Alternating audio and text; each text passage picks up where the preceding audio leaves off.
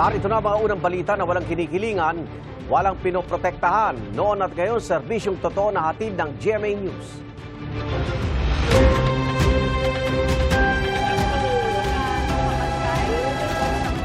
Yung wala na naman ho dito.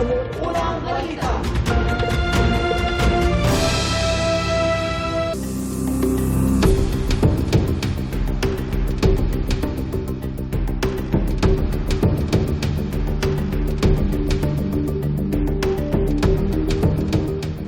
Sa gitna na mainit na debate tungkol sa isinusulong na online na pagdalo sa sesyon ng Senado, git ng ilang miyembro ng House Prosecution Team sa Duterte impeachment trial, dapat physically present ang senator na maging judge sa paglilitis. Ang kanilang paliwanag kung bakit sa unang balita ni Tina Panganiban Perez.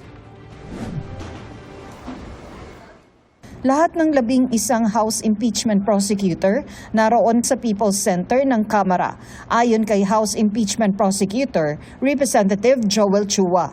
Nagsagawa sila ng isang mock trial o simulation kung paano ilalatag ang kaso laban kay Vice President Sara Duterte sa harap ng mga senator judge. Parang ina-approximate namin ano ba talaga paano ba magkatalakay, ano ba ang trial, different from a regular courtroom, but more appropriate to an impeachment process. Parang mas ganun yung tinatalakay, pinag-aaralan namin. Pero pinag-aaralan din namin ng mga rules and evidence, pinag-aaralan namin ng yung how do you talk to the court. May ilang private prosecutor na tumulong sa kanila. May mga inimbita kami na pwedeng mag-assist sa amin, but mainly nandiyan dyan si Kong Shell at mga kasama niya para mag-guide kami. At sa gitna ng mga hakbang ng majority senators na baguhin ang kanilang rules para payagan ang teleconferencing para makaparticipate pa rin ang mga senador kahit wala sa plenaryo, nanindigan ang ilang miyembro ng House Prosecution Panel na sa Senate impeachment trial dapat physically present ang mga senator judge.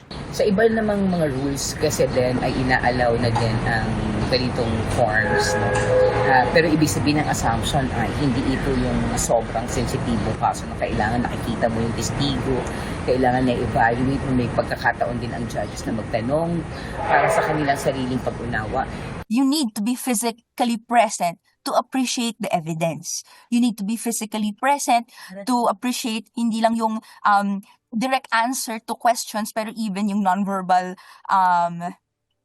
language, yung kanyang gestures na sa punot dulo bubuo ng mas complete picture sa senator judges, tutulong sa kanilang sa discretion. Isa sa mga dapat na ginagawa ng senator judge ay obserbahan ang mga testigo sa kanilang mga demeanor kung paano sila sasagot. Dahil dito makikita kung sila ay ang testigo ay nagsisinungaling o hindi. Ito ang unang balita. Tina Panganiban Perez, GMA News. Posibleng dumulog sa Korte Suprema ang Senate minority kung ipipilit ng mayorya ang mosyon na payagan lumahok remotely o online ang mga senador sa sesyon. Pero ayon kay Senate Minority Leader Tito Soto, gagawin muna nila ang lahat ng posibleng parliamentary strategies bago ireklamo ang mayorya para sa anyay grave abuse of discretion. Sinabi rin ni Senador Kiko Pangilinan paglabag sa maraming probisyon sa Senate rules, pati sa iba pang mga nakagawian sa Senado kung papayagan ang mosyon. Nanindigan naman si Senate President Alan Peter Cayetano sa isinusulong ng majority na magbutuhan na lang kung itutuloy ang pagtalakay sa mosyong payagan ang paglahok sa session online. Anya, hindi pa naman daw ito tungkol sa substance ng mosyon ni Senador Rodante Marcoleta, kundi kung pwede na itong talakayin sa plenaryo.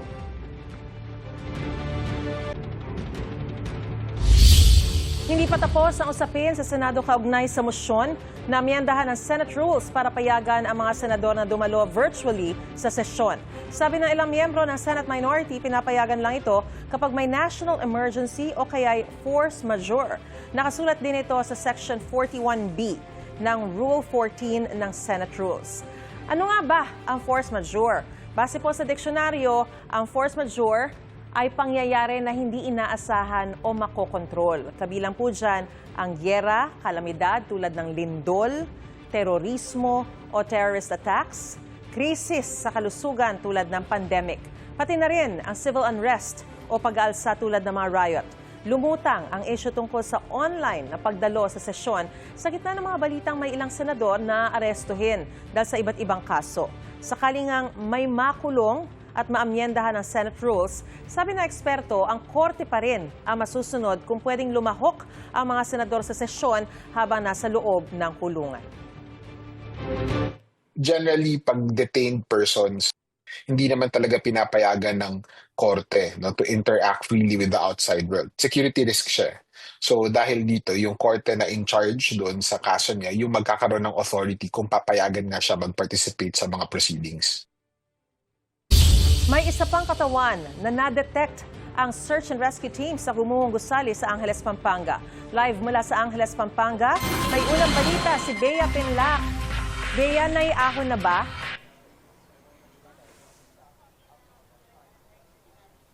Maris, magdamagan nga ang search and rescue operation sa Gumuhong Gusali dito sa Angeles City, Pampanga. Patuloy pa rin yung maingat nilang pagtanggal sa isang katawan na natagpuan o na-detect ng K9 unit sa ilalim ng guho kagabi.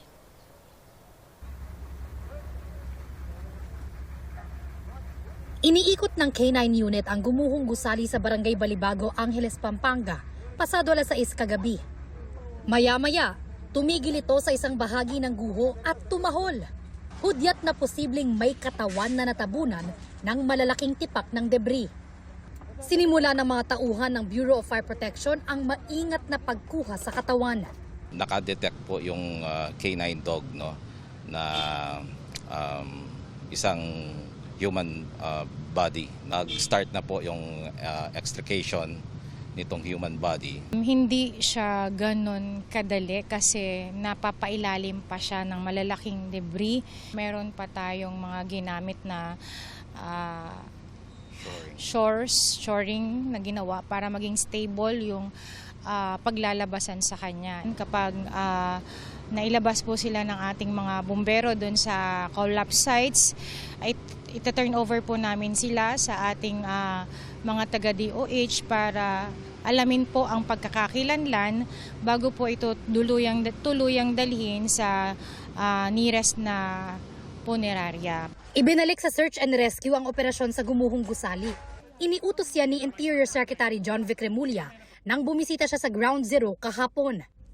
Posibleng may mailigtas pa raw sa 16 na pinaniniwala ang naipit sa guho. It is still a search and rescue operation. Di pa po tayo nakawala ng pag-asa na may buhay pa sa loob. There have been instances kasi na 2 weeks after nakahanap pa rin, katulad sa nangyari sa Baguio. So for me, I would rather consider it a search and rescue. Tuloy-tuloy ang 24 oras na operasyon ng mga otoridad sa Gumuhong Gusali.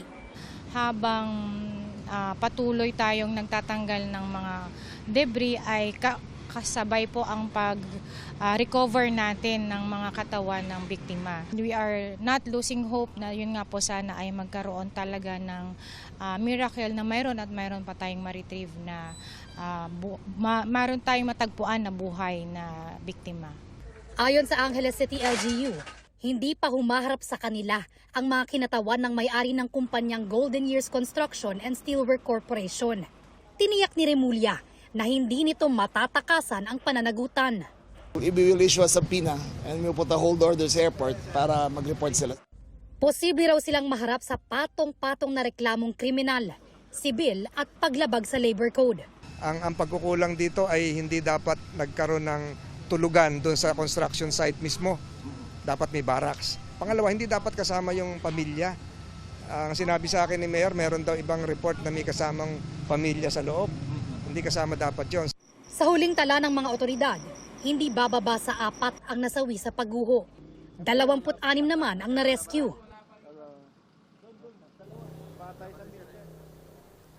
Maris, hanggang sa mga oras na ito, inaalam pa natin kung nakuha na ba yung natagpuang katawan sa guho kagabi at tinitiyak kung may buhay pa ito. Tuloy-tuloy din daw yung pag-iikot ng K9 units sa Gumuhong Gusali para ma-detect kung meron pang signs of life. Yan ang unang balita mula rito sa Angeles City, Pampanga. Balik sa iyo, Maris. Maraming salamat, Bea Pinlac.